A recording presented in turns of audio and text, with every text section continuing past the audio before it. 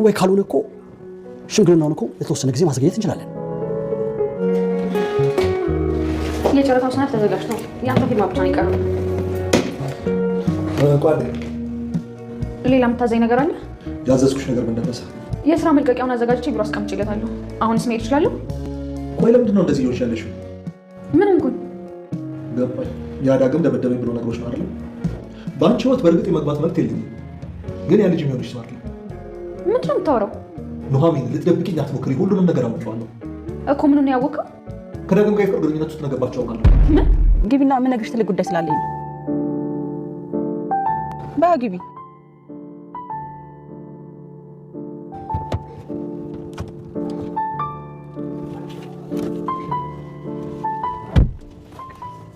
አምራን፣ የኔ ምራት መቼም ልትሆን አትችልም። የልጄ ሚስት መሆን ያለብሽ አንቺ ነሽ። ምን?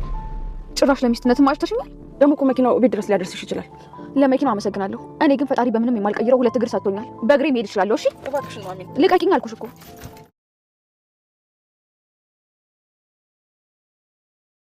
ኑሐሚን ለአባቷ አሁንም ቢሆን ለናሆም እንደምታስብለትና እንደምትጨነቅለት አሁንም ቢሆን ናሆምን እንደምትወደው ተናግራለች።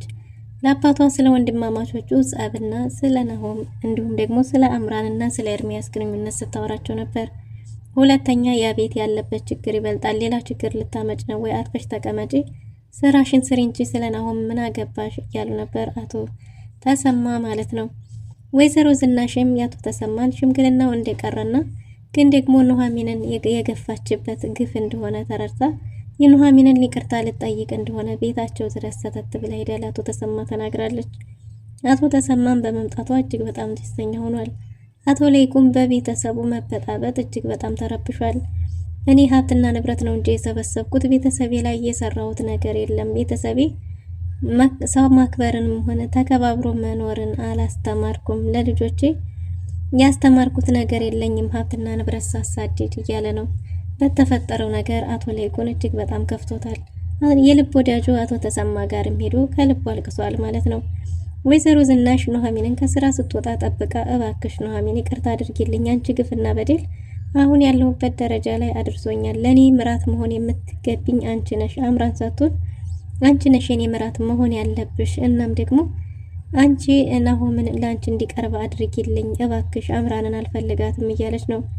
ኑሐሚንም ደግሞ አሁን ምን አስበሽ ይሆን? ያኔ ለኔ አትመጥኝም ደሃም እንዲያካንሽ እያልሽ ስታሳድጅኝ ስታሰቃይኝ አልነበርሽም ወይ? አሁን ምን ተገይቶ መጣሽ? ብላ ትልቅ ጸብ ተፈጥሯል ማለት ነው። ጥላትም ሄዳለች። ሰላም ሰላም፣ ውድና የተወደዳችሁ ውድ ቤተሰቦች እንደምን አላችሁ? በያላችሁበት የዓለም ዳርቻ ሰላማችሁ ብዝት ይበልልን። ዛሬም በአዲስ መጥተናል። በቅንነት ላይክ፣ ሼር፣ ሰብስክራይብ አድርጉን።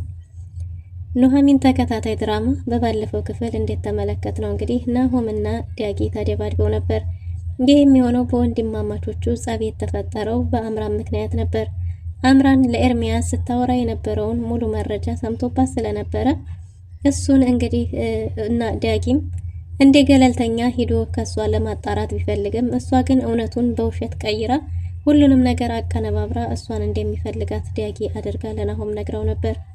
ናሆምም እሷን አምኗት ስለነበር እናም እንግዲህ ዳጊ በአባቱ ጉዳይ አባቱ ከእስር ቤት አምልጦ በመምጣቱ አቶ ለይኩንም ቢሮ ስደውል አልነበርክም ብሎት ይቅርታ እያለ ነበር። ግን ደግሞ በጣም አዝኜብሃለሁ፣ እንዴት ተዋሻለህ? አባቴ ለኔ ሲል ነው የታሰረው እያልክ አልነበረም? እና ምን ተፈጥሮ ነው? እንዴት ትደብቀኛለህ? ብሎ ነበር። እውነታው የነገርኩህ ሁሉ እውነት ነው። አባቴ የታሰረው በእኔ ምክንያት ነው። ወንጀሉንም የሰራሁት ብሆን እኔ ነኝ። አባቴ እየተሰቃየና እየተንገላታ ያለው በእኔ ጉዳይ ስለሆነ እኔ ራሴ እጋፈጣለሁ። አባቴ ከዚህ በኋላ እንዲንገላታብኝ አልፈልግም። አሁን እኔ ራሴ ደርሻለሁ፣ በቅቶኛል ብሏል። ወይዘሮ ዝናሽም በጭራሽ እንደዛ መሆን አይችልም፣ እንደዛ አይሆንም፣ ዳጊ አታረገውም፣ ለይኩን መላበለው እያለች ነበር። አቶ ለይኩንም መልካም ሰው ስለሆነ የሀሳቡን በጥሞና እያዳመጠው ነበር።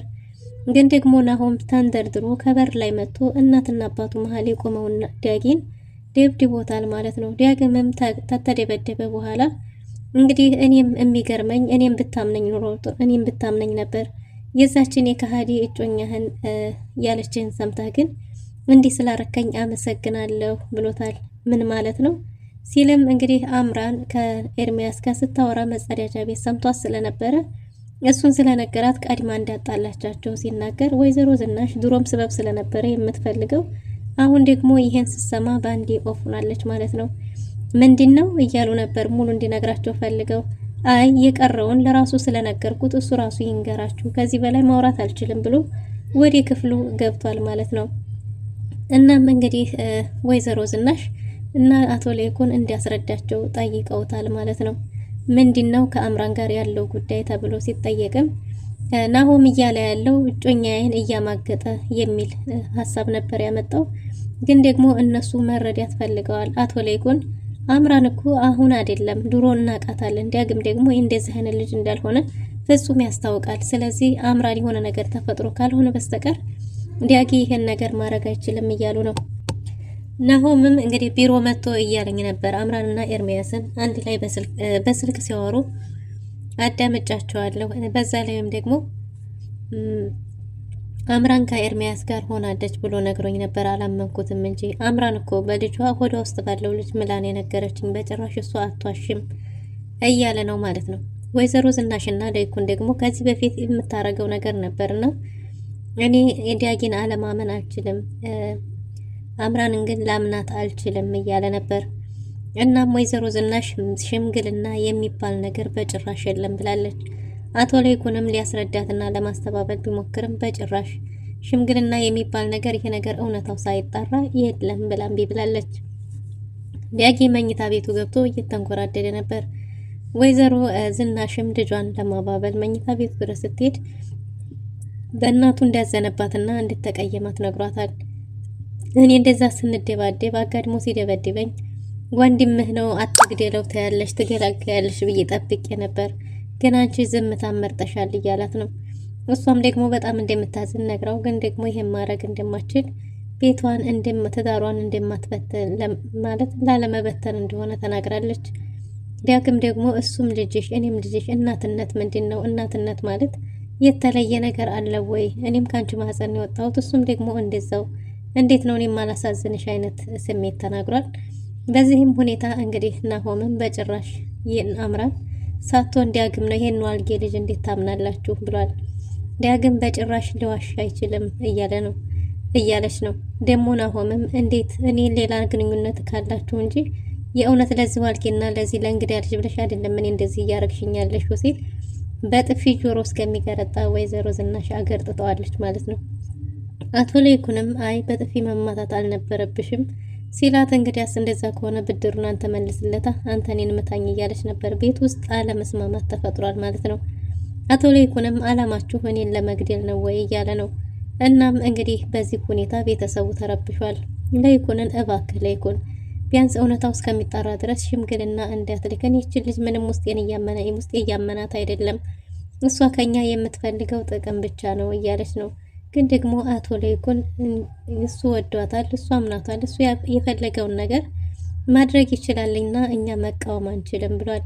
ግን ደግሞ ወይዘሮ ዝናሽ አቶ ለይኩንን ለምነዋለች።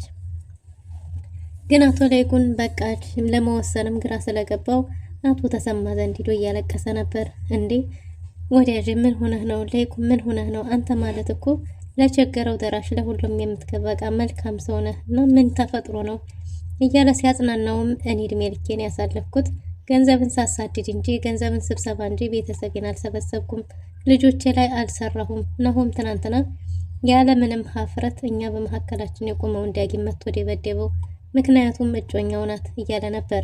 አቶ ተሰማ ምናልባት እኔ ዳግም ጋር እውነት ይኖራል ብዬ አስባለሁ፣ ምክንያቱም አሁንም ከቀድሞ ፍቅረኛዋ ጋር እየተገናኘች ከሆነ አደጋለሁ እያለ ነበር። ግን ደግሞ አቶ ለይኩን ስለዚህ እሱ ደግሞ እሷን ካልሆነ ብሎ ግግም ብሏል። ምን ማድረግ እችላለሁ ሽምግልናው እያለ ነበር። አቶ ተሰማም እውነታው እስከሚጣራ ድረስ እኮ ሽምግልናውን ማስረዘም ትችላለህ ቢለውስ ክብሬስ ቤተሰቦቿስ እንዴ እኛ የሴት ቤተሰብ አይደለን ወይ ያቆዩን አንል እንዴት አረጋለሁ እያለ ነበር። ግን ደግሞ ምንም ችግር እንደሌለውና ሽምግልናውን ማስረዘም እንደሚችል ነግሮታል ማለት ነው። ግን ደግሞ አቶ ለይኩን እጅግ በጣም አዝኗል። አቶ ለይኩንን ሸኝቶ ኑሐሚን ከአባቷ ጋር ወንድማማቾቹ በአምራን የተነሳ እንዴት ተደባደቡና ዳጊ እውነት እንዳለው አሁንም ከኤርሚያስ ጋር እየተገናኘች ሊሆን ይችላል ምክንያቱም ልጅቱ ባለጌና ውሸታም ናት እያለች ነው። ናሆም አሳዘነኝ ስትል ነበር። እንዴት ምን ስለሆነ ነው እሱ የሚያሳዝንሽ? ስራሽን ዝም ብለሽ አሰሪም ወይ? ሰላም ያገኘውን ቤተሰብ አሁንም ገብተሽ ዳግመኛ ልትበጠብጭ ነው ወይ እያለ ነው አቶ ተሰማ ማለት ነው። ኑሐሚንም አባቷ ሲቆጣት እሺ በቃ እኔስ እንደው እንደዛ ሲደባደቡ ወንድምህ ነው ልለው ደርሼ ነበር ስትል አቶ ተሰማ ኑሐሚንን ተቆጥቷል ማለት ነው። ኑሐሚን ወደ ስራ በሄደችበት ወይዘሮ ዝናሽ አቶ ተሰማ ዘንድ ሄዳለች። ኑሐሚን ስራ እንደሄደችና ማንም ሰው ቤት እንደሌለ ብትነግረውም ወይዘሮ ዝናሽ አቶ ተሰማ አንተ ነህ የምትረዳኝ፣ እባክህ ይቅርታ አድርግልኝ። ኑሐሚን ላይ ያደረስኩት በግፍና በደል ከዚህ በላይ የሚገባኛል። አሁን ያለሁበት ደግሞ ከባድ ነው። ያው ታውቃለህ ትናንት ልጆቼ እያለች ነበር። የምን ልጅ ነው ብሎ እንዳልሰማ ሲሆን አቶ ላይኩንም አቶ ተሰማ ወይዘሮ ዝናሽም ያው ያደራ ልጅ የጓደኛ ልጅ ማለት ነው ብላለች። አቶ ተሰማም ልክ እንደማያውቁ ነው እና ምን ተፈጠረ ብሎ የተፈጠረውን ነገር አንድ በአንድ ነግረዋለች። እናም እባክህ ይሄ እውነታ ድረስ ከሚጣራ ድረስ አንተ ስለምትረዳኝ ብዬ ነው።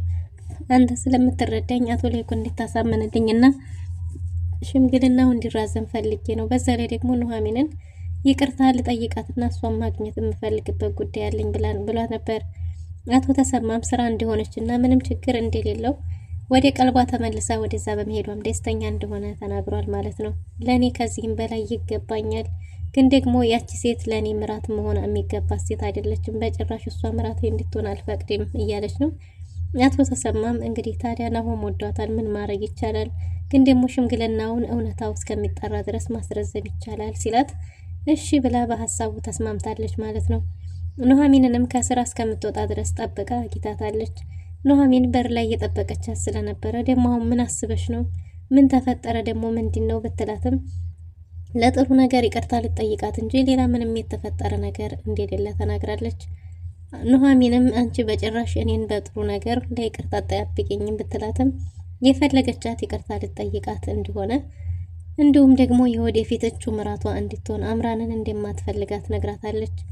እናም ናሆምን እባክሽ በተለየ መንገድ ቀረቢው እያለቻት ነበር።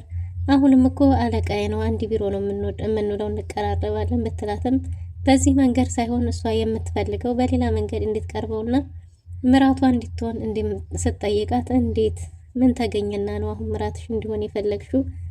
በምን መንገድ አሁን ምራትሽ እንዲሆን ፈለግሽ? አንቺ ደሃነሽ እያልሽ እንደዛ እንደቆሻሻ ስታመናጭቅኝና ስቃይን ስታበዥኝ አልነበረም ወይ ብላለች ማለት ነው።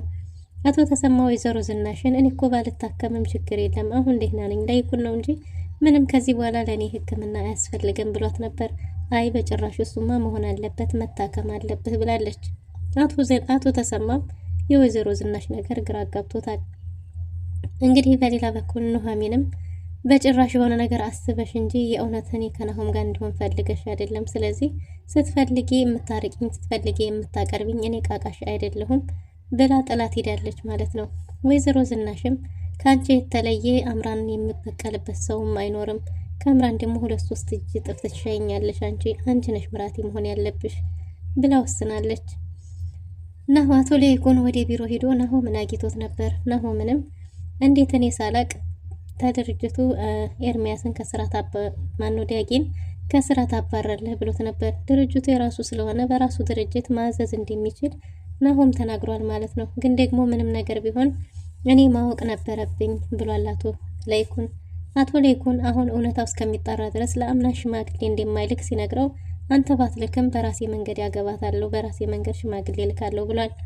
እናም አንተ በራስህ መንገድ ሽማግሌ የምትልክና የምታገባት ከሆነ የሰጠውን ድርጅት መመለስ ይኖርብሃል። ከዛ በኋላ እንደፈለግ ማረግ ይኖርብሃል፣ ትችላለህ። እኔ እንዳንተ በውርስ ያገኘሁት ድርጅት አይደለም፣ ላቤን ጠፋ አድርጌ ሰርቼ ነው ብሏል አቶ ላይኩን። ናሆምም እሱን አውቃለሁኝ፣ ከፈለክ ድርጅትህ መቅረት ይችላል፣ መመለስ ይችላል፣ ከውርስ ልሰርዘኝም ትችላለህ። ነገር ግን የኔ ሚስት አምራንና አምራን ብቻ ናት፣ እሷን አገባታለሁ ብሏል ማለት ነው። እንግዲያስ እንደዛ ካልክ ቃሌን እንዲያትረሳ ከኔ ቪሳ ቢስት አታገኝም፣ ድርጅቱንም መልሰህ ከዛ በኋላ እንደፈለክ መሆን ትችላለህ ከሷ ጋር ብሎታል። ናሆምም እሺ ድርጅትህን መልሳለሁ ብሎ በሐሳቡ ተስማምቷል። ዳግም አሁን ላይ እሱንና ወንድሙን ብታደባድብም ግን ደግሞ የሆነ ቀን እውነት እንደሚወጣ አስጠንቅቋታል ማለት ነው። ግን ደግሞ አምራን ተፍታባትና የወንድ ነገርኛ ከዛ ከዚህ የሚያመላልስ እንደሚያስጠላት ከዚህ በላይም እንደምታስተርገው ተናግራና ዝታ ፎክራ ምራቋን ተፍታበት ጥላው ሄዳለች ማለት ነው። ይሄ ተንኮል ያንተና የኑሐሚን መሆኑንም ደርሼበታለሁ ብላ ጭምር ዳጊም እንግዲህ እኔ ሴት ልጅ ላይ እጄን አላነሳም እንጂ አንቺን እሳሳይሽ ነበር ምን እንደማረግሽ። በዛ ላይ ደግሞ አንቺ ኑሐሚን ባንቺ አንደበት የምትጠራ አይደለችም ብሎም ጭምር ሰርባት ሄዷል። ናሆምም አምራን አግኝቷት ነበር። አምናርን አባቱ ሽማግሌ እንደማይልክ ሽማግሌ ግን ቤተሰቡ ሳያቅ ሽማግሌ እንደሚልክ እዛ ቤትም እንደማትገባና ሌላ ቤት ካስፈለገ ተከራይቶ ወይም ገዝቶ እንደሚኖሩ ተናግሯል ማለት ነው። ግን ደግሞ አንቺን እንደዛ አገባሻለሁ ሲል ቤተሰብ ሳያቅ አልፈልግም እያለች ነው። አንቺ ቤቱን ነው የምታገቢው ወይስ እኔን ነው? የቤተሰቦች ቤት ለምን አስፈለገ ቢላትም አባቴ እንግዲህ ሽማግሌ የሚልክና እሷን የሚያገባ ከሆነ ድርጅቱንም እንደሚቀበለው ሲነግራት በጭራሽ እሱ አይሆንም ብላለች። ድርጅቱን ከመለሰና ሀብትና ንብረት ከሌለው እንደማታገባውም ጭምር አስረግጣ ነግረዋለች። ናሆም ምን ሊወስን ይችል ይሆን? ውድና የተወደዳችሁ ለዛሬ የነበረን ቆይታ ይመስል ነበር። በቀጣይ እስከምንገናኝ መልካም ጊዜ